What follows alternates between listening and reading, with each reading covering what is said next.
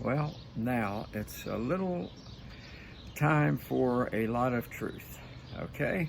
It's going to take a little time for a lot of truth. And it's true some people are not going to want to hear. Let me preface it by saying to the pink-haired androgynous wokesters at Facebook, the other social media, you don't have to take this down because you should be proud of what I'm about to tell you, okay? Matter of fact, you should put it up everywhere. Run it more often. Make believe your algorithm doesn't oppress thought that you disagree with, and run this everywhere because it's important, and you should be standing up and applauding what you have achieved. What am I talking about? Well, I guess you saw the news that dictator Zelensky, and he is a dictator. His term has expired. He is no longer President Zelensky. He is dictator Zelensky. So we are supporting democracy in Ukraine to keep a dictator in power. Go figure. Dictator Zelensky has declared it's time for the first massive gay pride rally march in Ukraine since the war started. Get out here and strut your stuff. Okay? Now, why is that so significant? Well, I'll tell you why. The war in Ukraine has never been about territory. Donbass is Russian and has been forever. They were on the verge of settling the dispute in March of what was that, 22, when it first started, until the United States sent over Boris the Boer Johnson to interdict the signing of the treaty. So it was just a pro forma. So what is the war really about then? The war is really about what you're getting ready to see displayed in the streets of Kiev, gay pride. You doubt me? Check back on some of Larry Johnson's analyses from the very beginning. Larry Johnson is a man who I trust completely, and I think you should too. Former top CIA operative. And he has said that the U.S. State Department hates the Judeo-Christian ethics that now govern the morals and mores, essentially, like they used to do in the United States, of Russia. Putin is a Christian, a real Christian, unlike, I'm going to mass every day, then go kill some babies, Biden. Putin's a real Christian, and he has extolled the virtues of Christianity, and he's not big. He doesn't allow transgender vivisections.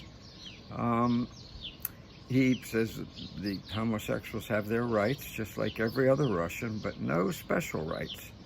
No special rights. He's not big on gay rights parades and gay rights months and gay rights flags flying everywhere. So our State Department, headed up by two of the most fey, extremely fey politicians in my memory, which goes back a long time, have steered us toward World War III, if possible, over what is their biggest concern, and that's gay rights.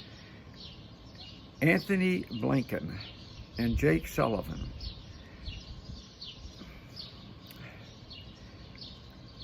there's not a drop of testosterone, but a thimbleful of testosterone between the two of them. And they run around the world espousing the rights of gays, okay? And suddenly we have a major war against the country who takes a moral posture on the issue. You think that's coincidental?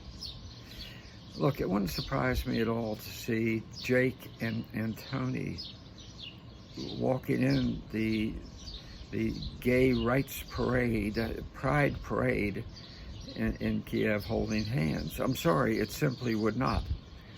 You've watched these people. Well, we're winning the war there.